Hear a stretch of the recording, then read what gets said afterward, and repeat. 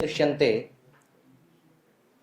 तान् उद्धर्तुकामः भगवान् स्वसामर्थ्यं चेतन विशेषेषु संस्थाप्य तान् सर्वान् प्रेषयामास भूमौ प्रति।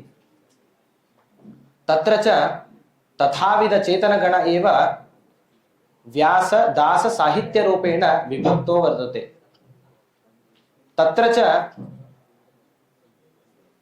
तत्त्वज्ञाः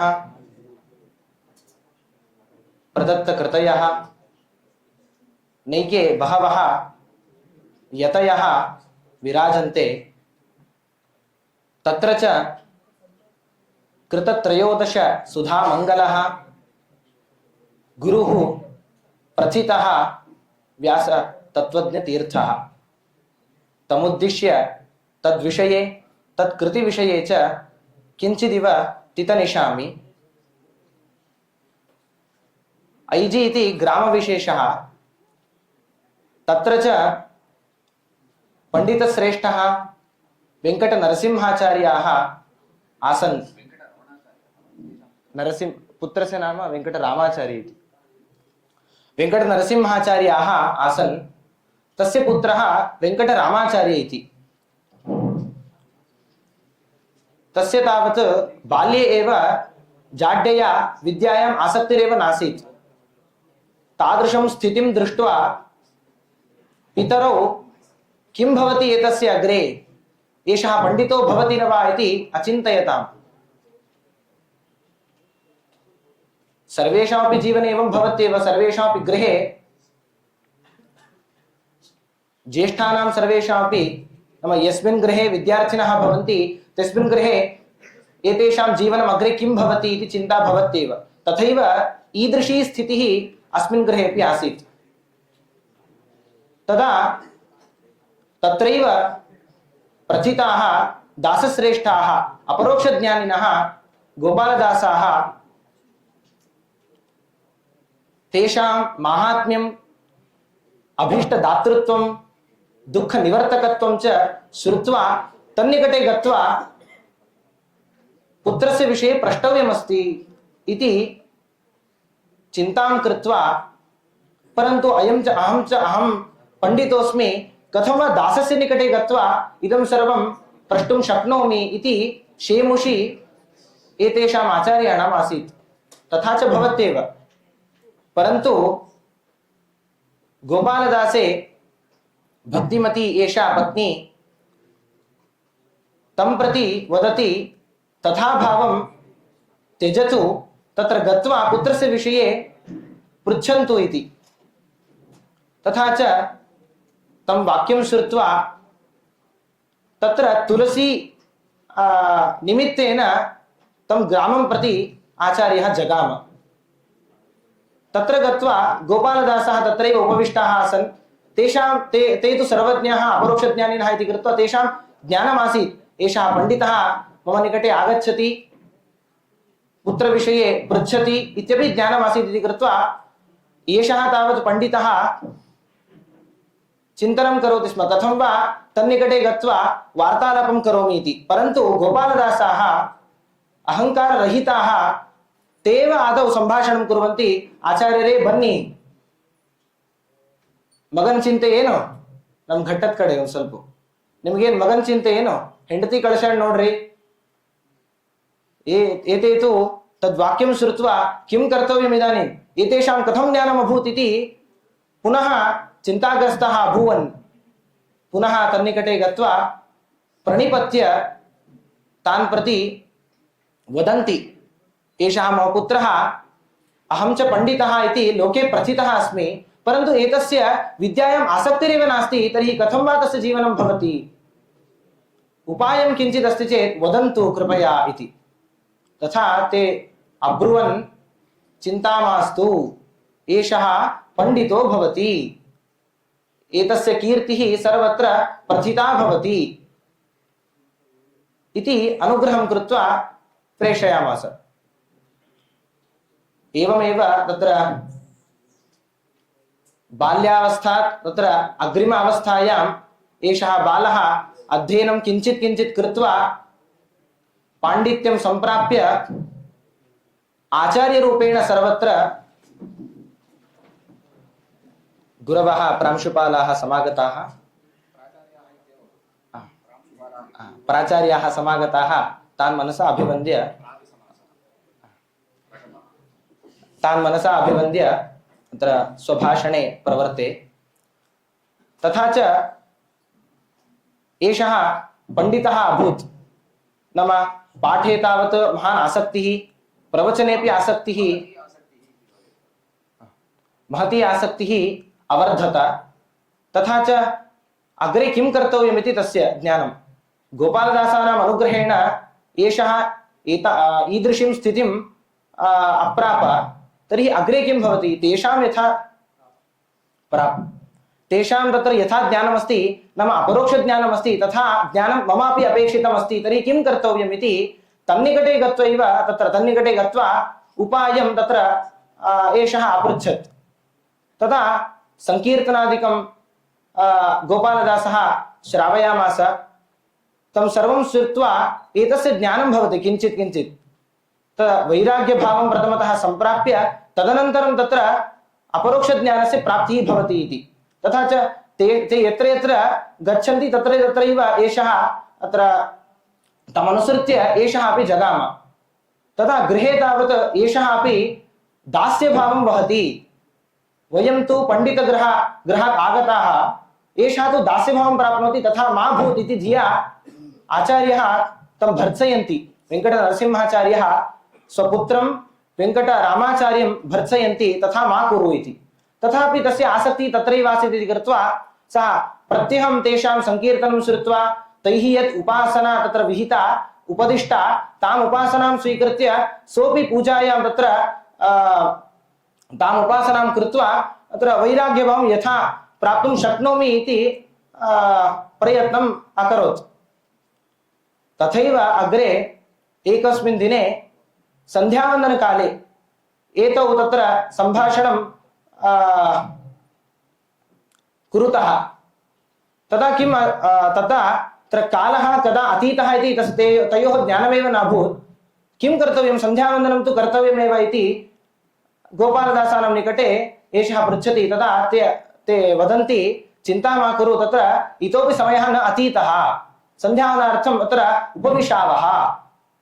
सन्ध्यावनार्थम् उपविष्टौ एतौ, तदनन्तरम् अर्घ्यप्रदानं कर्तव्यम्। इदानीं कालः तु अतीतः, तर्हि प्रायश्चित्तर्घ्यमपि दातव्यमस्ति इति चेत् ते वदन्ति, गोपालदासः तथा मा कुरु, तत्र द्वारम् उद्घाटयन्ति, सूर्यप्रकाशः अन्ते पतति, तथा दर्शयन्ति, इतोपि सूर्यः न अस्तङ्गतः, अतः अर्घ्यप्रदानं कुरु, परन्तु प्रायश्चित्तर्घ्यं मास्तु इति। पश्यन्तु एतेषां सामर्थ्यं गोपालदासानां। रात्रिकालः वर्तते, तथापि सूर्यदर्शनं कारयित्वा अत्र प्रायश्चित्तर्घ्यं मा कुरु इति बोधयन्ति। तथाविध पाण्डित्यं गोपालदासानाम् आसीत्। तेषां छत्रछायायाम् अत्र उपविश्य तत्र सर्वमपि अध्ययनम् एषः करोति। तदनन्तरं पाण्डित्यं एतस्मिन् आगतं। तथा तु वैराग्यभावम् अत्र यथा शक्तिं तत्र स्वीकृत्य, परन्तु तथापि तत्र अपरोक्षज्ञानं कदा भवति इति तस्य जिज्ञासा आसीत्। तदर्थं किं कर्तव्यमिति। अतः ते वदन्ति, एतस्मिन् जन्मनि भवतः अपरोक्षज्ञानं न भवति, अग्रिम जन्मनि एव भवति इति। पुनः एषः चिन्ताक्रान्तः अभूत्। नाम वैराग्यं यत् सम्प्राप्तमस्ति, नाम यत् वैराग्यं यत् प्राप्तमस्ति तत्तु अपरोक्षज्ञानार्थमेव। यदि अपरोक्षज्ञानम् अस्मिन् जन्मनि न भवति तर्हि प्राप्तस्य वैराग्यस्य का गतिः इति चेत् ते वदन्ति, तथा चिन्तां मा कुरु, अत्रैव अस्मिन् जन्मनि एव, नाम सन्यासं यदि स्वीकरोषि तर्हि द्वितीयजन्म इव तस्य भवतः परिस्थितिः भवति। तादृशद्वितीयजन्मनि सन्यासे तावत् भवताम् अपरोक्षज्ञानं भवत्येव इति। तस्मिन्नेव समये राघवेन्द्रमठीयाः सन्यासिनः विबुधेन्द्रतीर्थाः ते शिष्यान्वेषणे रताः आसन्। तदा एतेषां पाण्डित्यं श्रुत्वा सर्वत्र एतमेव शिष्यरूपेण स्वीकर्तुकामाः तम् आहूय अत्र सन्यासं दास्यन्ति। तदा व्यासतत्त्वज्ञतीर्थः इति अभिधा तेषां भवति। तेन च नाम्ना अग्रे व्यासस्य यत् तत्त्वमस्ति तस्य ज्ञानं प्राप्य अन्येषामपि उपदेशार्थं ते प्रयतन्ते। तथा च एतेषां व्यासतत्त्वज्ञ इति नाम सार्थकमभूत् इति। कथमिति अन्ते वदामि। व्यासतत्त्वज्ञ इति नाम्ना ते सन्यासं स्वीकृत्य पुनः दासस्य निकटे आगच्छन्ति। तत्र विभुदेन्द्रतीर्थानां किं ज्ञानमभूत्? एते तु सञ्चारे निरताः इति कृत्वा किञ्चिदिव तत्र गत्वा पुनः आगच्छन्ति इति। परन्तु एतेषाम् अत्र पीठाधिपत्यं न अपेक्षितमासीत्, किन्तु सन्यासभावमेव। यतोहि तेषाम् अपरोक्षज्ञानम् अत्र अपेक्षितमस्ति। तथा च एकं पत्रं लिखित्वा तत्र एते दास्यन्ति शिष्यनिकटे। सः गत्वा अत्र व्यासतत्त्वज्ञतीर्थानां निकटे सः पत्रं श्रावयति। व्यासतत्त्वज्ञतीर्थाः यदि नागच्छन्ति पुनः तर्हि तेषां मठात् तत्र बहिष्कारः भवति इति। पुनः एते तत्र पत्रं लिखन्ति, तथा किमपि न भवति, यतोहि पीठाधिपत्य अपेक्षया अहमत्र नागतः, किन्तु सन्यासभावमेव अपेक्षितम् इति कृत्वा पुनः तत्र नागच्छामि इति। तथा तत्र कीर्तनमपि स्थापयन्ति, येन श्रवणे, यस्य कीर्तनस्य श्रवणेन तेषां स्वामिनां तत्र ज्ञानं भवति। एतेषां तत्र कार्यं भिन्नमस्ति इति कृत्वा एतेषाम् अत्र कृत्यं नास्ति। अतः शिष्यान्तरम् अत्र अन्वेषणे अहम् अत्र सामर्थ्यं वहामि इति।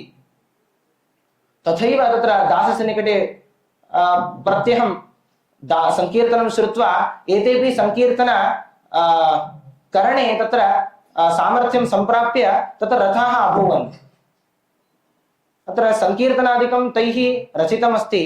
तथैव शास्त्रविषये महती दीक्षा आसीत्। नाम आचार्याणां शास्त्रमस्ति, तत्र व्याख्यानादिकमपि कर्तव्यमिति तेषां शेमुषी आसीत्। परन्तु तथा पाण्डित्यम् अपेक्षितं खलु इति चेत् पुनः तेषां निकटे गत्वा ते वदन्ति मम तथा पाण्डित्यम् अपेक्षितं, किं कर्तव्यमिति। तथा च वायुदेवानां तत्र आराधनं कुरु, तेन तव सामर्थ्यं लभ्यते इति। पुनः तत्र वायुदेवस्य आराधनं करोति। तथा च प्रीतेन वायुदेवेन दत्तानुग्रहायं पुनः पाण्डित्यं सम्प्राप्य तत्र अध्ययने अध्यापने च रतः अभूत्। तदा तस्य व्याख्यानसामर्थ्यम् अत्र दृश्यते कथमस्ति इति। पुनः बिम्बापरोक्षम् अपेक्षितमस्ति, तत् कथं भवति इति चेत् दासः वदन्ति एतावता त्वया तत्र परिश्रमः कृतः वर्तते, इतोपि तत्र किञ्चित् साधनमस्ति, तं कुरु इति। पश्यन्तु, अपरोक्षज्ञानार्थम् अत्र अपरोक्षज्ञानं तावत् सुलभतया न लभ्यते, तत्र परिश्रमः अपेक्षितः। तत्सर्वं दासाः कारयन्ति। तदनन्तरम् एतस्य अपरोक्षज्ञानम् अभूत्। एतेषां सामर्थ्यं कथमस्ति इति चेत् तत्र उच्यते गद्वाल राज्यमस्ति, तत्रस्थ एकः सम्राट्, सः तत्र आगत्य चिन्तां वदति, कष्टं वदति, एवमस्ति, परिहारं कुर्वन्तु इति। एकदा किमभूत्, अत्र राज्यान्तरस्य सैन्यम् आगत्य सैन्यं राज्यान्तरेण तत्र सैन्यम् अगच्छत् तत्र आक्रमणार्थं। तदर्थं किं कर्तव्यमिति एते तत्र गत्वा अश्वम् आरुह्य तत्र गत्वा व्यासतत्त्वज्ञतीर्थानां निकटे अत्र चिन्तां प्रकटयां बभूवुः। तदा एते पत्रं लिखन्ति। किम् इति चेत् धर्मो भवतु सद्धर्मः, मार्गणाः सन्तु मार्गणाः। वाहिनी राजन्, अत्र वाहिनी इत्यनेन किं सूचितम् इति चेत् प्रवाहः आगच्छति।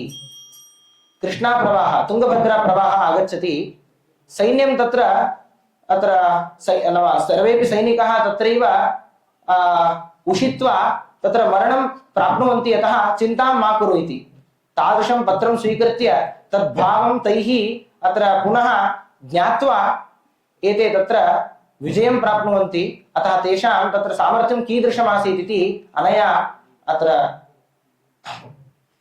ज्ञायते। एतेषां कृतिविषये किं वक्तव्यम् इति चेत् न्यायसुधा ग्रन्थस्य उपरि कुलिशम् इति तत्र व्याख्यानमस्ति। तथा च विष्णुतत्त्वनिर्णय इति ग्रन्थस्य उपरि व्याख्याद्वयमस्ति, लघुप्रभा एवं गुरुप्रभा इति।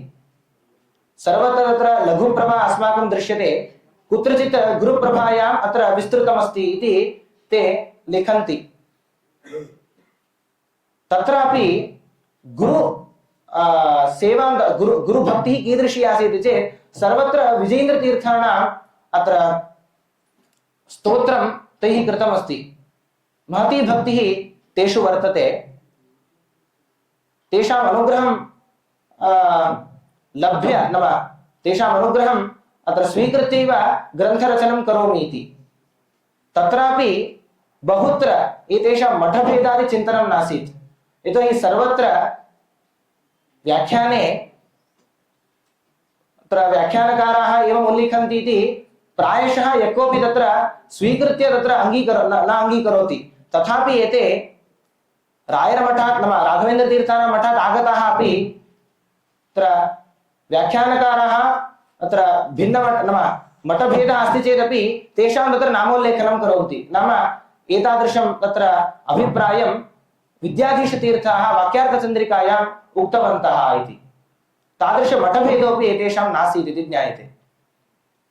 एवमेव गायत्री मन्त्रार्थचिन्तनमपि एतैः कृतमस्ति।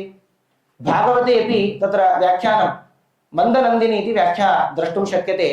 तत्रापि नरसिंहदेवानाम् उपरि श्लोकः रचितः वर्तते। तत्र षोडशबाहु नरसिंहदेवस्य प्रतिमा अत्र मठे विद्यते इति कृत्वा तत्र नरसिंहदेवस्य उपासनां कृत्वा तत्र व्याख्यानेपि इदम् अंशं समर्थयन्ति। इमम् अंशं समर्थयन्ति। तथाविध पाण्डित्यम् एतेषु द्रष्टुं शक्यते।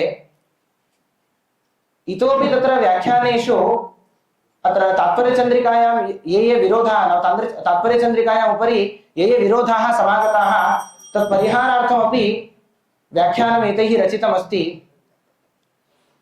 एतेषां तत्र सामर्थ्यं नाम व्यासतत्त्वज्ञ इति नाम कथं सार्थकम् अभवत् इति चेत् तत्र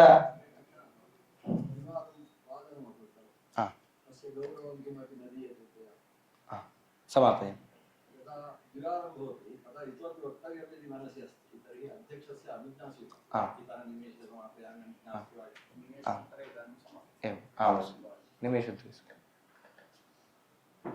व्यासत्रय बलाद्यस्य फलं ज्ञानं न दुर्लभं वन्दे तं व्यासतत्त्वज्ञं गुरुं च तत्त्वबोधकम् इति। व्यासत्रय बलात् व्यासतत्त्वज्ञः इति अभिधा वर्तते। व्यासः नाम वेदव्यासः, जानाति इति ज्ञः। व्यासस्य तत्त्वं व्यासतत्त्वं नाम सर्वोत्तमत्वादिकं, सर्वोत्तमत्वादिकं नाम तत्त्वस्य ज्ञः तत्त्वज्ञः इति। नाम वेदव्यासस्य अनुग्रहः एतेषु वर्तते इति ज्ञायते। एवं व्यासस्य नाम व्यास इति पदेन अत्र आचार्याः अपि स्वीकर्तुं शक्यन्ते। नाम व्यस्यन्ते अत्र कुभाष्याणि अनेन इति व्यासः नाम मध्वाचार्यः। तस्य अपि तत्त्वं नाम तेन यद् उपदिष्टमस्ति तत् ज्ञातः इति व्यासज्ञः तत्त्वज्ञः इति। अपि च व्यास इति पदेन विजेन्द्रतीर्थानामपि ग्रहणं गोपालदासानामपि ग्रहणं कर्तुं शक्यते। कथम् इति चेत् नाम व्यासः इति नाम विभिन्नतया विशेषणतया नाम विशिष्टतया विलक्षणतया आस्ते इति व्यासः। दासानां तत्र जीवनं बहु विलक्षणं भवति। नाम कुत्रापि गच्छन्ति, कथमपि स्वापं कुर्वन्ति, भगवद् आराधनं कुर्वन्ति, विशिष्टतया विलक्षणतया आस्ते इति व्यासः नाम अत्र गोपालदासः। तस्य तत्त्वं नाम अनुग्रहरूपं तत्त्वम् एते ज्ञातः इति। नाम तत् अनुग्रहं स्वीकृत्य अत्र जीवने अपरोक्षज्ञानम् एतेषां तत्र लाभः अभूत् इति तच्च व्यासतत्त्वज्ञः इति रूपेण तेषां यत् जीवनमस्ति तत् सार्थकम् अभूत् इति चिन्तयितुं शक्यते इत्युक्त्वा विरमते जनः श्रीकृष्णार्पणमस्तु।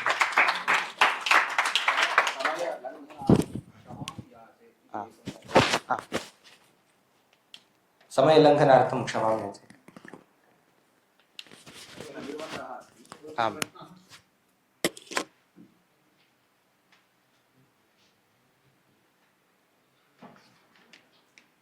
निस्सन्दिग्धः उपन्यासः निस्सन्दिग्धः सन्देहः कोऽपि नास्ति।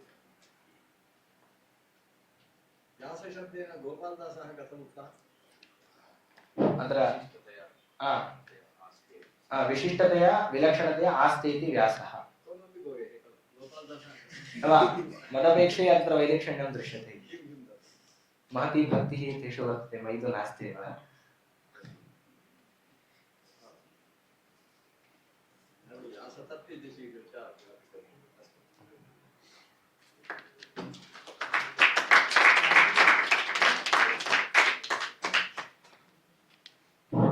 ತಸ್ಮೈ ಧನ್ಯವಾದ. ನಮ್ಮ ಜಗತ್ತಿನಲ್ಲಿ ಅನೇಕ ಉಪನಿಷತ್ತುಗಳಿವೆ.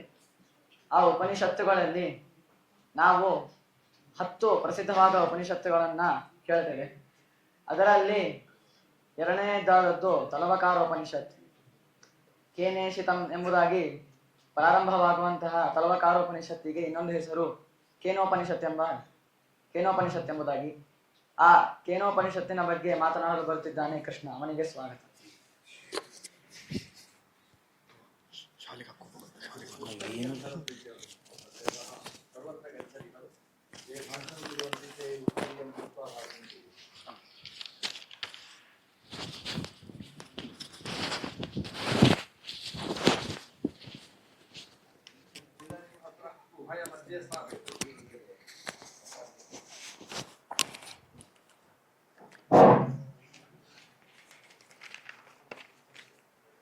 नित्यानित्यजगद्धात्रे नित्याय ज्ञानमूर्तये पूर्णानन्दाय हरये सर्वयज्ञभुजे नमः। यस्माद्ब्रह्मेन्द्ररुद्रादिदेवतानां श्रियोऽपि च ज्ञानस्फूर्तितदा तस्मै हरये गुरवे नमः। यस्माद्ब्रह्मेन्द्ररुद्रादिदेवतानां श्रियोऽपि च ज्ञानस्फूर्तितदा तस्मै हरये गुरवे।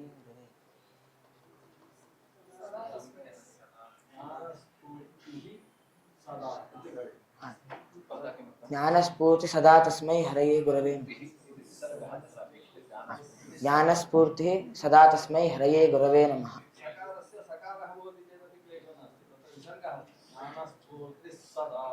ज्ञानस्फूर्तिः सदा तस्मै हरये गुरवे नमः। तपस्वाध्याय शुश्रूषा कृष्णपूजारतं मुनिं विश्वेशमिष्टदं वन्दे परिव्राट् चक्रवर्तिनं। श्रीगुरुभ्यो नमः। हरि ओಂ। ವೇದವ್ಯಾಸರು ವೇದಗಳನ್ನು ವಿಭಾಗ ಮಾಡಬೇಕಾದ್ರೆ ಉಪನಿಷತ್ತಿನ ರೂಪವಾಗಿ ವೇದಗಳನ್ನು ವಿಭಾಗ ಮಾಡಿದ್ದಾರೆ. ವೇದವ್ಯಾಸರು ವೇದಗಳನ್ನು ವಿಭಾಗ ಮಾಡಬೇಕಾದ್ರೆ ಉಪನಿಷತ್ತಿನ ರೂಪದಲ್ಲಿ ವಿಭಾಗ ಮಾಡಿದ್ದಾರೆ.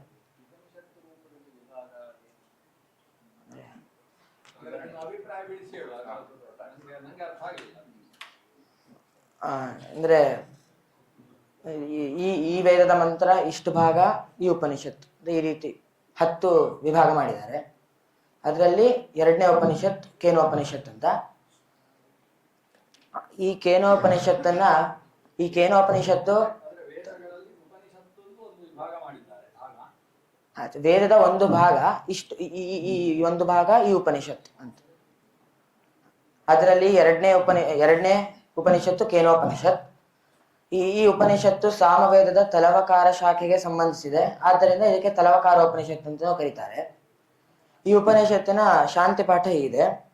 ಆಪ್ಯಾಯಂತು ಮಮಾಂಗಾನಿ ವಾಕ್ಪ್ರಾಣ ಚಕ್ಷುಶ್ರೋತ ಮಥೋ ಬಲಮಿಂದ್ರಿಯಾಣಿ ಚ ಸರ್ವಾಪಿ ಸರ್ವಂ ಬಹ್ವೋಪನಿಷದಂ ಮಾಹಂ ಬ್ರಹ್ಮ ನಿರಾಕುರ್ಯಾಂ. ಸರ್ವಾಪಿ ಸರ್ವಂ ಬಹ್ವೋಪನಿಷದಂ ಸರ್ವಾಣಿ ಸರ್ವಂ ಬಹ್ವೋಪನಿಷದಂ ಮಾಹಂ ಬ್ರಹ್ಮ ನಿರಾಕುರ್ಯಾಂ ಮಾಮಾ ಬ್ರಹ್ಮ ನಿರಾಕರೋತ್ ಅನಿರಾಕರಣಮಸ್ತು ಅನಿರಾಕರಣಂ ಮೇಸ್ತು ತದಾತ್ಮನಿ ನಿರತೆ ಯ ಉಪನಿಷತ್ಸು ಧರ್ಮಾಃ ತೇ ಮಯಿ ಸಂತು ತೇ ಮಯಿ ಸಂತು ತೇ ಮಯಿ ಸಂತು ತೇ ಮಯಿ ಸಂತು ತೇ ಮಯಿ ಸಂತು. ಓಂ ಶಾಂತಿ ಶಾಂತಿ ಶಾಂತಿ. ಈ ರೀತಿಯಾಗಿ ಉಪನಿಷತ್ತಿನ ಶಾಂತಿ ಪಾಠ. ಎಲ್ಲ ಉಪನಿಷತ್ತುಗಳು ಕೂಡ ಶ್ರೀಮದ್ ಆಚಾರ್ಯರು ಭಾಷ್ಯವನ್ನು ಬರೆದಿದ್ದಾರೆ. ಈ ರೀತಿಯಾಗಿ ಕೇನೋಪನಿಷತ್ತಿನ ಭಾಷ್ಯದ ಮಂಗಳಾಚರಣೆ ಹೀಗಿದೆ. ಅನಂತ ಗುಣ ಪರಿಪೂರ್ಣಾಯ ದೋಷ ದೂರಾಯ ವಿಷ್ಣವೇ ನಮಃ ಶ್ರೀ ಪ್ರಾಣನಾಥಾಯ ಭಕ್ತಾಭೀಷ್ಟ ಪ್ರದಾಯಿನೇ.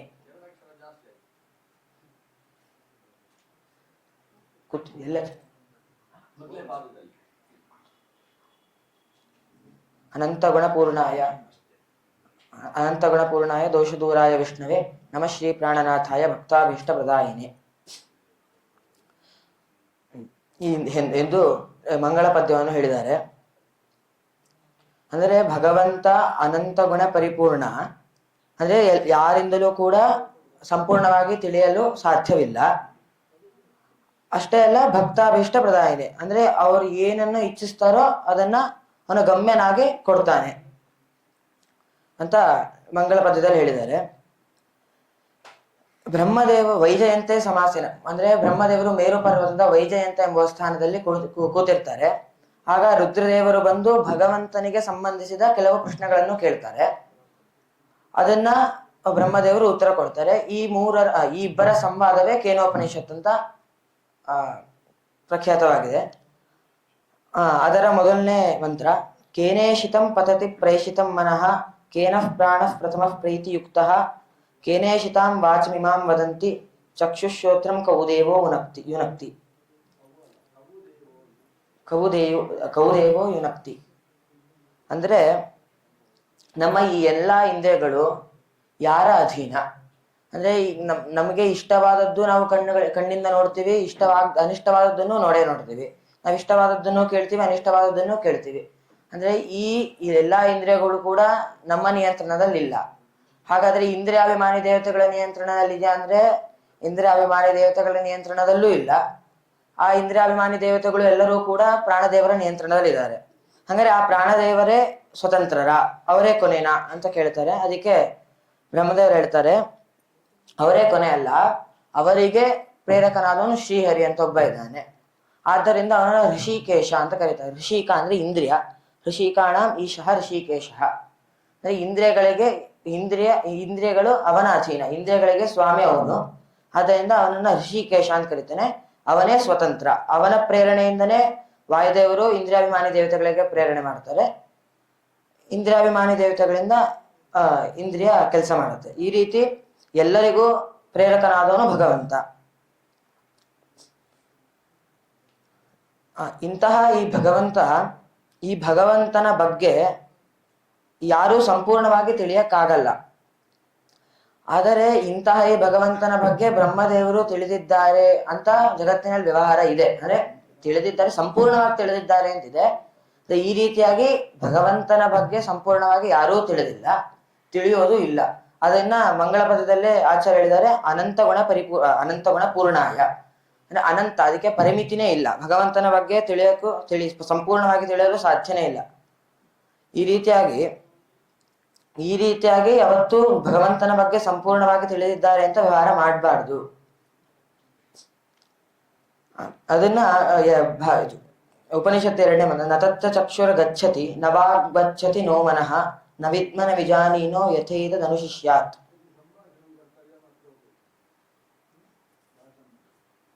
ಅಂದ್ರೆ ಈ ರೀತಿಯಾಗಿ ಭಗವಂತನ ವಿಷಯದಲ್ಲಿ ಸಂಪೂರ್ಣವಾಗಿ ನ ತತ್ರ ಚಕ್ಷುರ ಗಚ್ಚತಿ, ಅಂದ್ರೆ ನಾವು ಕಣ್ಣಿನಿಂದ ಭಗವಂತನನ್ನು ಸಂಪೂರ್ಣವಾಗಿ ನೋಡಿ ತಿಳಿತೀವಿ, ಆಗಲ್ಲ. ನವಾಗ್ ಗಚ್ಚತಿ, ನಾವು ತಿಳಿದು ನೀಟಾಗಿ ಅವನ ಬಗ್ಗೆ ಸಂಪೂರ್ಣವಾಗಿ ತಿಳಿದು ಅದನ್ನು ಅನುವಾದ ಮಾಡ್ತೀವಿ, ಆಗಲ್ಲ.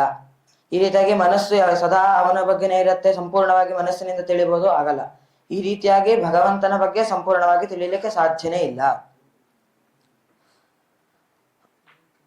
ಹಾಗಾದರೆ ಭಗವಂತನ ಬಗ್ಗೆ ಸಂಪೂರ್ಣವಾಗಿ ತಿಳಿಯಕ್ಕಾಗಲ್ಲ, ಹಂಗ ಭಗವಂತ ಅಗಮ್ಯ, ಸರ್ವರಿಂದಲೂ ಅಗಮ್ಯ. ಹಾಗಾದ್ರೆ ಭಗವಂತನ ಬಗ್ಗೆ ತಿಳಿಯಲು ಪ್ರವೃತ್ತಿ ಮಾಡದೇ ಇರ್ಬೇಕಾ ಅಂತಂದ್ರೆ ಹಾಗಲ್ಲ. ಆಕಾಶದಲ್ಲಿ ಪಕ್ಷಿಗಳು ಹಾರಾಡ್ತವೆ, ಅದರಲ್ಲಿ ಗರುಡನಿಗೆ ಎಷ್ಟು ಹಾರಕ್ಕಾಗತ್ತೋ ಅಷ್ಟು ಕಾಗೆ ಮುಂತಾದ ಪಕ್ಷಿಗಳಿಗಾಗಲ್ಲ, ಕಾಗೆಗೆ ಆಹಾರಷ್ಟು ಗುಬ್ಬಚ್ಚಿ ಮುಂತಾದಗಳಿಗಾಗಲ್ಲ. ಅದೇ ರೀತಿ ಸಂಪೂರ್ಣ ಆಕಾಶ ಯಾರಿಂದಲೂ ಹಾರಕ್ ಸಾಧ್ಯ ಇಲ್ಲ. ಆದ್ರೂ ಅದರ ಯೋಗ್ಯತೆಯಾಗಿ ಹೇಗೆ ಹಾರತ್ತೋ ಅದೇ ರೀತಿ ಅವರವರ ಯೋಗ್ಯತಾನುಸಾರವಾಗಿ ಭಗವಂತನ ಬಗ್ಗೆ ತಿಳಿಬೇಕು. ಆತ್ಮಸಂಪದತ್ರೀಣಃ ಆಗಬಹುದು. ಹೇಳಿದ ಭಾವ ನಭಸ್ಸದಂ ಪದಂತಿ ಆತ್ಮಸಂಪದತ್ರೀಣಃ. ಸರಿ ಹೇಳು. ಅದ್ರ ಭಾವ, ಆ ಶ್ಲೋಕದ ಭಾವ. ಹಕ್ಕಿಗಳು ತಮ್ಮ ತಮ್ಮ ಸಾಮರ್ಥ್ಯಕ್ಕನುಗುಣವಾಗಿ ಹಾರ್ತವೆ, ಯೋಗ್ಯತೆ ಅನುಗುಣವಾಗಿ. ಭಾಗವತದಲ್ಲಿ ಒಂದು ಶ್ಲೋಕ ಇದೆ. ನೀನು ಅನುವಾದ ಚೆನ್ನಾಗಿ ಸೂಪರ್ ಆಗಿದೆ. ಹಾ, ಈ ರೀತಿಯಾಗಿ ಅವನ ಬಗ್ಗೆ ತಿಳಿಯಕ್ ಸಾಧ್ಯನೇ ಇಲ್ಲ ಅಂತ ಪ್ರವೃತ್ತಿ ಮಾಡದೇ ಇರಬಾರ್ದು. ಅವರವರ ಯೋಗ್ಯತಾನುಸಾರವಾಗಿ ಅವರವನ್ನ ತಿಳಿಬೇಕು. ತದೇವ ಬ್ರಹ್ಮತ್ವಂ ವಿದ್ಧಿ ನೇದಂ ಯದಿದಂ ಉಪಾಸತೆ. ತದೇವ ಬ್ರಹ್ಮ ತ್ವಂ ವಿದ್ಧಿ ನೇದಂ ಯದಿದಂ ಉಪಾಸತೆ. ಅಂದ್ರೆ ಭಗವಂತ ಸರ್ವ ಜೀವರಿಂದಲೂ ಕೂಡ ಉಪಾಸಕನಾಗಿದ್ದಾನೆ, ಉಪಾಸನಾಗಿದ್ದಾನೆ ಮತ್ತು ಎಲ್ಲ ಜೀವರ ಒಳಗೆ ಇದ್ದಾನೆ. ಆದ್ರೆ ಅವನು ಜೀವನ ಅಂದ್ರೆ ಜೀವನ ಅಲ್ಲ. ಉತ್ತಮ ಪುರುಷಸ್ತ್ವನ್ಯ ಪರಮಾತ್ಮೆ ತುಜಾಗೃತ. ಅವನ ಜೀವನೂ ಅಲ್ಲ, ಆದ್ರೆ ಜೀವರ ಹತ್ತಿರ ಇರ್ತಾನೆ. ಅದೇ ಯದಿದಂ ಉಪಾಸತೆ, ತೇ ಉಪ ಆಸ. ಉಪ ಅಂದ್ರೆ ಹತ್ತಿರ, ಆಸ ಇರ್ತಾನೆ. ಈ ರೀತಿಯಾಗಿ ಧ್ಯಾತ್ವಾ ನಾರಾಯಣಂ ದೇವಂ ಸರ್ವಾಧಾರ ಮನೋಪಮಂ. ಈ ರೀತಿಯಾಗಿ ಬ್ರಹ್ಮದೇವರು ರುದ್ರದೇವರು ಕೇಳಿದ ಎಲ್ಲಾ ಪ್ರಶ್ನೆಗಳಿಗೂ ಕೂಡ ದೇವರಿಗೆ ದೇವರ ಧ್ಯಾನವನ್ನು ಮಾಡಿ ಉತ್ತರ ಕೊಡ್ತಾರೆ. ಅಷ್ಟೇ ಅಲ್ಲ, ಯಂ ಸಮ್ಯಕ್ ನೈವ ಜಾನಾತಿ ಕಶ್ಚಿನ್ ನಿರವಶೇಷತಃ ಸರ್ವಾತ್ಮನ ವಿಜಾನಾಮಿ ಇತಿ ಯಸ್ಯ ಮತಂ ಭವೇತ್ ತಸ್ಯ ಅಜ್ಞಾತಸ್ಯ ಭಗವಾನ್. ಈ ರೀತಿಯಾಗಿ ಭಗವಂತನ ಬಗ್ಗೆ ನಾನು ಎಲ್ಲಾ ತಿಳಿದಿದ್ದೀನಿ ಅಂತ ಯಾರ ಜ್ಞಾನ ಬರುತ್ತೋ ತಸ್ಯ ಅಜ್ಞಾತಸ್ಯ ಭಗವಾನ್, ಅವನಿಗೆ ಭಗವಂತನ ಬಗ್ಗೆ ಏನು ಗೊತ್ತಿಲ್ಲ ಅಂತಾನೆ ಅರ್ಥ. ಈ ರೀತಿಯಾಗಿ ಸರ್ವರಿಂದಲೂ ಅಗಮ್ಯನಾದವನು ಪರಮಾತ್ಮ ದೇವತೆಗಳಿಗೆ ಅನುಗ್ರಹ ಮಾಡ್ಬೇಕಂದ್ರೆ ಗಮ್ಯನೂ ಆಗ್ತಾನೆ. ಇದಕ್ಕೆ ಉಪನಿಷತ್ತಿನಲ್ಲಿ ಒಂದು ಕಥೆ ಹೇಳ್ತಾರೆ. ಬ್ರಹ್ಮ ದೇವೇಭ್ಯೋ ವಿಜಿಜ್ಞೆ ಅಥ ತಸ್ಯ ಬ್ರಹ್ಮಣೋ ವಿಜಯೇ ದೇವ ಅಮಹೀಯಂತ ತ ಐಕ್ಷಂತ ಅಸ್ಮಾಕಮೇವ ವಿಜಯಂ ಅಸ್ಮಾಕಮೇವ ಮಹಿಮೇತಿ ತದ್ದೇಶಾಂ ವಿಜಜ್ಞೋ. ಅಂದ್ರೆ ಒಂದು ಸಲ ಸುರರಿಗೆ ಮತ್ತೆ ದಾನವರಿಗೆ ಇದು ಯುದ್ಧ ಆಗತ್ತೆ. ಅದರಲ್ಲಿ ದೇವತೆಗಳ ಪರ ನಿಂತು ಗೆಲ್ಲಿಸ್ತಾನೆ. ಆದ್ರೆ ಎಲ್ಲಾ ದೇವತೆಗಳು ಕೂಡ ನಾವೇ ಗೆದ್ದಿದ್ದು, ನಮ್ಮ ಪರಾಕ್ರಮದಿಂದ ಗೆದ್ದಿದ್ದು ಅಂತ ಅವರವರನ್ನೇ ಹೊಗಳ್ಕೋತಾರೆ. ಆಗ ಇದನ್ನ ಪರಮಾತ್ಮ ನೋಡಿ ಒಂದು ಯಕ್ಷ ರೂಪದಿಂದ ಅಲ್ಲಿ ಪ್ರಾದುರ್ಭವಿಸ್ತಾನೆ. ಆಗ ಅದನ್ನ ಎಲ್ಲಾ ದೇವತೆಗಳು ನೋಡ್ತಾರೆ, ಇದ್ಯಾರ ಯಕ್ಷ ಅಂತ ಎಲ್ರು ಪರಸ್ಪರ ಮಾತಾಡಿಕೊಂಡು ಅವ್ರ ಹತ್ರ ಯಾರಾದ್ರೂ ಹೋಗಿ ಕೇಳಬೇಕು ಅಂತ ಇಚ್ಛಿಸ್ತಾರೆ. ಆಗ ಅಗ್ನಿಗೆ ಇಂದ್ರದೇವರು ಹೇಳ್ತಾರೆ, ಅಗ್ನಿ ಹೋಗಿ ಕೇಳ್ಕೋಬಾ ಅಂತ. ಆಗ ಇನ್ನೇನು ಅಗ್ನಿದೇವರು ಹೋಗಿ ಕೇಳಬೇಕು. ಆಗ ತಮಭ್ಯದತ್ ಕೋಸೀತಿ ಅಂದ್ರೆ ಅಗ್ನಿ ಕೇಳೋಕಿನ ಮುಂಚೆನೆ ಯಕ್ಷನೇ ನೀನ್ ಯಾರು ಅಂತ ಕೇಳ್ತಾನೆ. ತಮಭ್ಯವದತ್ ಕೋಸೀತಿ ಅಂದ್ರೆ ನೀನ್ ಯಾರು ಅಂತ ಅಗ್ನಿ ಕೇಳೋಕಿನ ಮುಂಚೆನೆ ಯಕ್ಷನೇ ಕೇಳ್ತಾನೆ.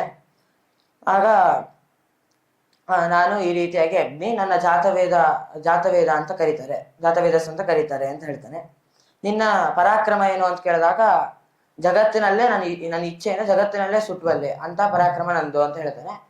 ಅದಕ್ಕೆ ಜಗತ್ತಿನೆಲ್ಲ ಏನು ಸುಟ್ಟು ಬೇಡ, ಒಂದು ಹುಲ್ಲು ಕಡ್ಡಿ ಅವ್ರ ಮುಂದೆ ಇಟ್ಟು ಇದನ್ನ ಸುಡು ಸಾಕು, ಇದರಿಂದಾನೇ ನಿನ್ನ ಪರಾಕ್ರಮ ನನಗೆ ಗೊತ್ತಾಗತ್ತೆ ಅಂತ ಯಕ್ಷ ಹೇಳ್ತಾನೆ. ಅದಕ್ಕೆ ಅಗ್ನಿ ಅವನ ತನ್ನ ಸಂಪೂರ್ಣ ಶಕ್ತಿ ಹಾಕಿ ಅದನ್ನ ಸುಡ್ಲಿಕ್ಕೆ ಪ್ರಯತ್ನ ಮಾಡ್ತಾನೆ. ಆದ್ರೆ ಸುಡ್ಲಿಕ್ಕೆ ಆಗಲ್ಲ.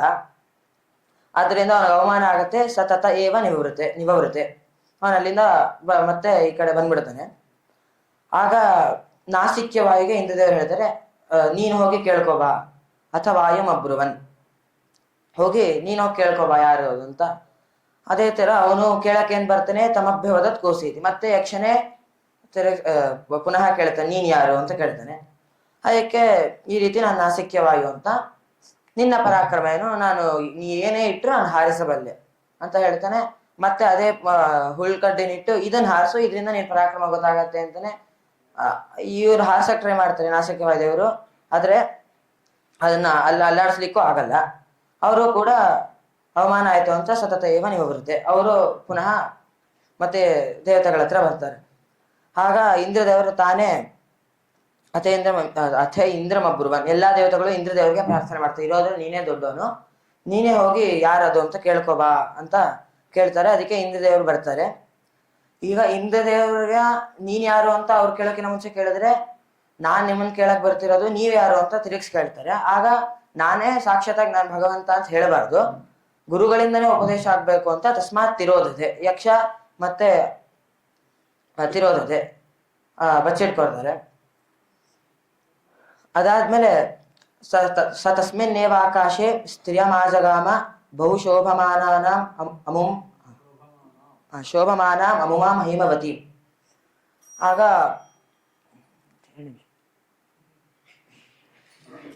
ವಿಷಯ ಹೇಳಿದ್ರೆ ಅದಕ್ಕೆ ಸರಿಯಾಗಿ ಹೊಡಿತಾರೆ ಅವ್ರು. 2 ನಿಮಿಷ. ಇನ್ನೊಂದು ಅವಕಾಶ ಇದೆ, ಇನ್ನೊಂದು ಅವಕಾಶ. 2 ನಿಮಿಷ ಕೇಳಿದಲ್ವ ಅವ ಏನು ಕೇಳಿದ್ನು ಆ ಟೈಮ್ ಆದ್ಮೇಲೆ ಹೊಡಿ, ಇನ್ನೊಂದು ವಿಷಯ ಹೊಡಿದ್ರು ಯಾರು ಹೊಡಿತಾರೆ? ಈ ರೀತಿಯಾಗಿ ಪಾರ್ವತಿ ದೇವಿ ಆಕಾಶದಲ್ಲಿ ಬಂದು ನಿಲ್ತಾಳೆ. ಆಗ ಇಂದ್ರದೇವರು ನೋಡಿ ಈ ರೀತಿ ಯಾವನೋ ಒಬ್ಬ ಯಕ್ಷ ಆಗಿಂದ ಬರ್ತಾ ಇದ್ದಾನೆ, ಅವ್ರು ಯಾರು ಗೊತ್ತಾ ನಿನಗೆ ಅಂತ ಕೇಳ್ತಾರೆ. ಅದಕ್ಕೆ ಪಾರ್ವತಿ ದೇವಿಯವರು ಹೇಳ್ತಾರೆ, ಬ್ರಹ್ಮೇತಿ ಹೋವಾಚ, ಅವನು ಯಾರು ಯಾವ ಯಕ್ಷನೋ ಅಲ್ಲ, ಅವನೇ ಪರಮಾತ್ಮ, ಅವನೇ ಭಗವಂತ. ಬ್ರಹ್ಮಣೋವಾ ಏತದ್ ವಿಜಯೇ ದೇವ ಅಮಹೀಯದ್ವಂ, ಅಂದ್ರೆ ಅವನು ನಿಲ್ಸಿ ಗೆಲ್ಸಿದಕ್ಕೆ ನೀವು ಗೆದ್ದಿದ್ದು, ಆದ್ರೆ ನೀವೆಲ್ಲರೂ ನಮ್ಮ ಪರಾಕ್ರಮದಿಂದ ಗೆದ್ದಿದ್ದು, ಇವೆಲ್ಲ ನಮ್ಮ ಮಹಿಮಾ ಅಂತ ನೀವೆಲ್ಲ ಅಹಂಕಾರ ಪಟ್ರಿ.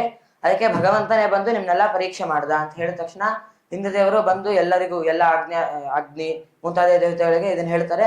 ಎಲ್ಲರೂ ಕೂಡ ಅಲ್ಲೇ ಪ್ರಾರ್ಥನೆ ಮಾಡ್ತಾರೆ. ಈ ರೀತಿಯಾಗಿ ಇದರಿಂದ ತಾರತಮ್ಯವೂ ಗೊತ್ತಾಗತ್ತೆ. ಅಂದ್ರೆ ಎಲ್ಲಾ ದೇವತೆಗಳ ಜಯ ಇದು. ಆದ್ರೆ ಅಲ್ಲಿ ಬ್ರಹ್ಮಾದಿ ದೇವತೆಗಳು, ಬ್ರಹ್ಮ, ರುದ್ರ, ಗರುಡಶೇಷ ರುದ್ರರು, ಅವ್ರಿಗೆಲ್ಲ ಯಾವ ಅಹಂಕಾರನೂ ಬಂದಿರ್ಲಿಲ್ಲ. ಅಂದ್ರೆ ಇಂದ್ರಾದಿ ದೇವತೆಗಳಿಗೆ ಅಹಂಕಾರ ಬಂದಿತ್ತು. ಆದ್ರಿಂದ ಅದ್ರಲ್ಲೂ ದೊಡ್ಡವನು ಇಂದ್ರ. ಆದ್ರಿಂದ ಇಂದ್ರನಿಗೆ ನಿಯತ ಗುರುಗಳು ಪಾರ್ವತಿ. ಮೊದಲು ಇಂದ್ರದೇವರಿಗೆ ಉಪದೇಶಿಸಿ ಇಂದ್ರದೇವರಿನ ಎಲ್ಲಾ ದೇವತೆಗಳಿಗೂ ಉಪದೇಶಿಸಿದ. ಈ ರೀತಿಯಾಗಿ ತಾರತಮ್ಯ ತತ್ವವು ಇದರಿಂದ ಗೊತ್ತಾಗತ್ತೆ. ಈ ರೀತಿಯಾಗಿ ಎಲ್ಲಾ ದೇವತೆಗಳು ಆಮೇಲೆ ಪ್ರಾರ್ಥನೆ ಮಾಡಿದ್ರು.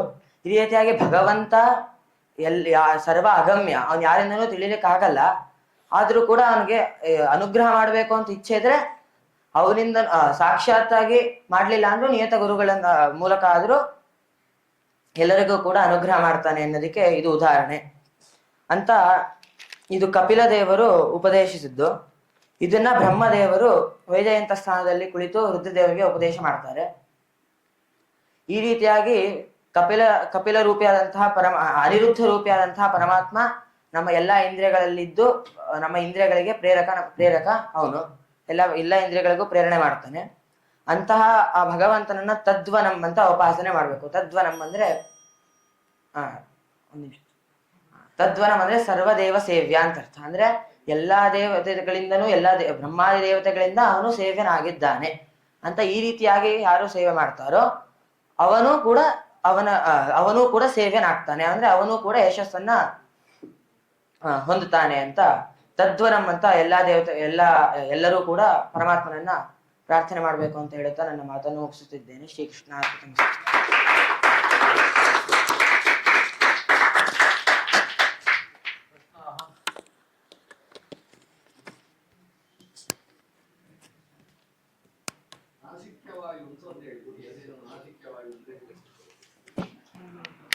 ನಾಸಿಕ್ಯ ವಾಯು ಅಂದ್ರೆ ದೇವತೆ.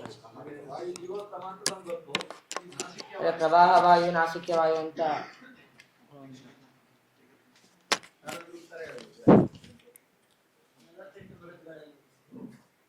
ನಾಸಿಕ್ಯ ಅಂತ ಯಾಕೆ ಹೆಸರಿತ್ತು? ಮೋಸನಲ್ಲಿ ಓಡಾಡುವುದು. ಇನ್ನೊಂದು ಜದಿತ ಉಪಾಸತೆ ಅನ್ನಲ್ಲಿ ಜದಿತಂ ಉಪಾಸತೆ ಆಸದಿಂದ ಪ್ರದಕ್ಷಿಣೆ ಮಾಡಿ. ಆಸ ಅನ್ನೋದು ಒಂದು ಧಾತುವ ಎಂಬುದು ಆಸ ಉಪವೇಶನೆ.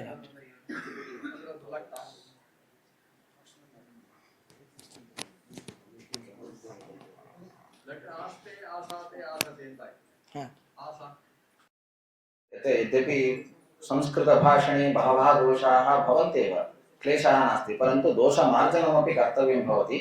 तदर्थम् अत्र अध्यक्षाः अत्र उपविशन्ति, मध्ये मध्ये सूचयन्ति च एते कुत्र दोषाः भवन्ति, कथं मार्जनं कर्तव्यमिति।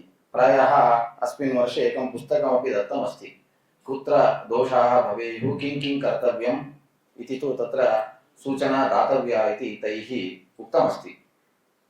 भवतु, इदानीं तत्र केचन विषयाः तत्र वर्तन्ते। विद्या ददाति विनयम् इति श्रीमन्युः सम्यक् भाषणं कृतवान्। तत्र यद्यपि विद्या भवति, परन्तु तत्र अहङ्कारः वर्तते चेत्, तत्र विनयरूपगुणः नास्ति चेत् तर्हि महान् दोषः भवति, विद्या सफला न भवति। तत्र दृष्टान्तः बहु तत्र पुराणेषु अस्माभिः दृश्यते। एवञ्च तत्त्वोद्योते एव तत्र दृप्तं गर्वितं श्वेतकेतुं प्रति उद्दालकः वदति। तत्र दृप्तं गर्वितं नाम अहङ्कार। अहं तत्र 12 वर्षाणि अधीत्य अहम् आगतवान्, मम सदृशः पण्डितः नास्ति इति आगत्य पितुः समीपे तः पृच्छति कोऽहम् इति। तत्र टीकाकृत्पादानां वाक्यम् एवमस्ति, दृप्तं गर्वितं स्तब्धम् इति अस्ति प्रायः।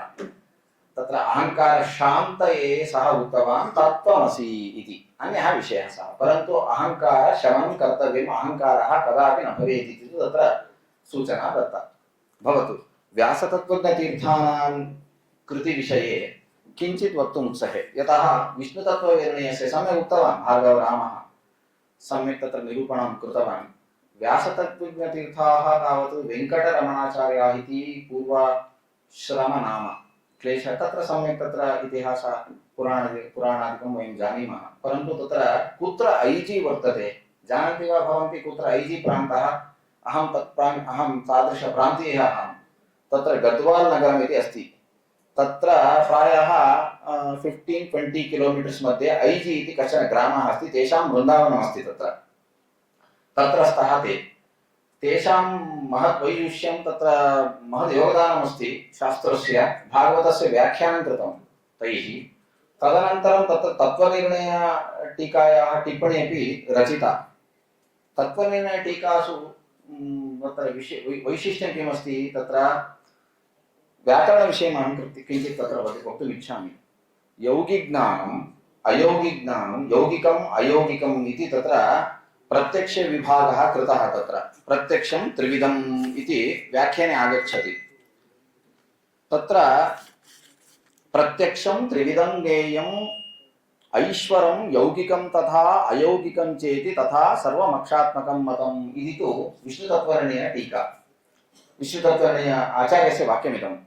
तत्र टीकाचार्यस्य वाक्यमिदमस्ति, अयोगशब्दात् तत्र अस्मदात् योगि ऐश्वरं नाम ईश्वरप्रत्यक्षम्, अयोगिं नाम अयोगिकं नाम अस्मदादीनाम् अयौगिकम् इति टीकाकृत्पादेन वाक्यमस्ति।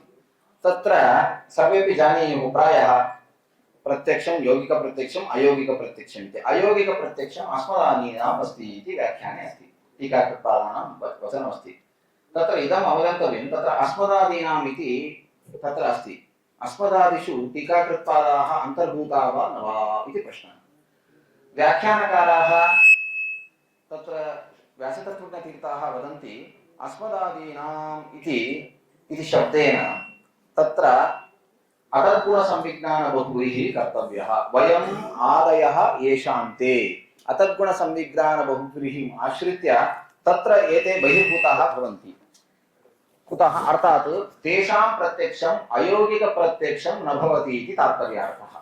अपि च व्याकरणविद्वान् तत्र शिष्याः अत्र सन्ति, अतः कश्चन नूतनः कश्चन विषयः अत्र अस्ति व्याख्याने। अयौगिकम् इति पदप्रयोगः कथम्? अयौगिकं मूले एवमस्ति, प्रत्यक्षं त्रिविधं ज्ञेयम् ऐश्वरं यौगिकं तथा अयौगिकं चेति इति अस्ति। अस्मदादीनां प्रत्यक्षम् अयौगिकम् इति अस्ति। यद्यपि अयौगिकम् इति प्रयोगः असाधुरेव इति एते वदन्ति। यतः तत्र अयोगशब्दात् ठक् प्रत्ययः भवति। ठक् प्रत्ययस्य कित्वात् आदिवृद्धौ आयोगिकम् इति रूपं भवेत्। अस्मदादीनां प्रत्यक्षम् आयोगिकम् इति प्रयोगः स्यात्। अयोगिकम् इति तु कथम् इति तु प्रायः सर्वेषु व्याख्यानेषु अयं विषयः नास्ति। परन्तु एते विशिष्य एते व्याकरणनिपुणाः ते एवं प्रश्नं कृत्वा तत्र समाधत्ते, स्वयं समाधत्ते। अयोगी तत्र अयं यद्यपि अयं वक्तुं न शक्यते आयोगिकम् इत्येव भवितव्यं, परन्तु छान्दसप्रयोगः इति नाम अयोगिकम् इत्येव समीचीनम्, अयोगिकं तु सम्यक् न भवति, परन्तु एवमेव प्रयोगः कृतः इति ते वदन्ति। तत्र वाक्यम् अहं न स्मरामि, प्रायः तत्र एवमस्ति टीकायाम् अयोगिकं तथा च अयोगिकमित्यार्षः, अयोगिकमित्यार्षः।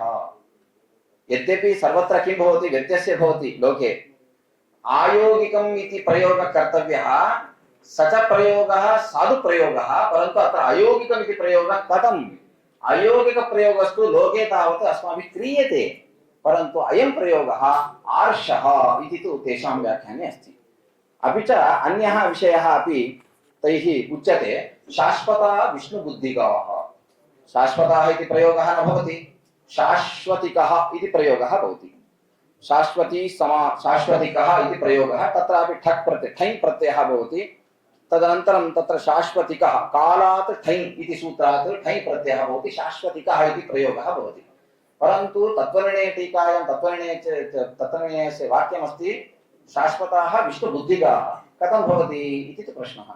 तस्य उत्तरं दत्तम्, अयं तावत् प्रयोगः तत्र रामायणे महाभारते अस्ति इति हेतोः स्वीकृतम्, अतः असाधुप्रयोगः न।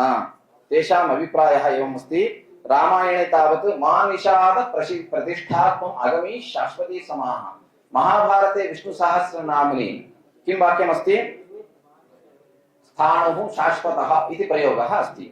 एवं परन्तु अयं नूतनः कश्चन विषयः, तत्र व्याख्याने भट्टोजिदीक्षित महाभागाः एवं तत्र खण्डयन्ति, अपभ्रंशाः एव एते इति वदति सः कौमुद्याम् एते शब्दाः अपभ्रंशाः इति खण्डयन्ति, तान् भर्सयन्ति व्यासतीर्थाः दुराग्रहमात्रम् इति।